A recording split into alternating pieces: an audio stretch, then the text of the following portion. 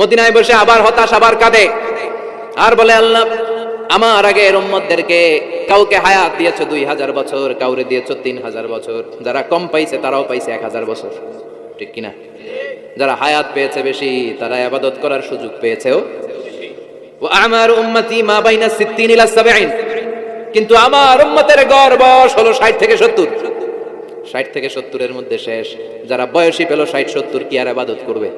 আগের উম্মতের এত বছর বেশি দিলা কেন, আমার উম্মতের কম দিলা কেন? বিষ্ণুনবীর টেনশন আছে না নাই? আবার হতাশ, আহা আমার উম্মতের কি হবে? উম্মতি উম্মতি আজীবন কেঁদেছেন। আল্লাহু আকবার। ও নবী, ওদেরকে হায়াত বেশি দিছি, কদর দেই নাই। আপনার উম্মতদেরকে হায়াত কম দিছি, কিন্তু লাইলাতুল কদর দিয়েছি। লাইলাতুল কদর খায়রুম মিন আলফি শাহর, 1000 মাসের চেয়ে সেরা।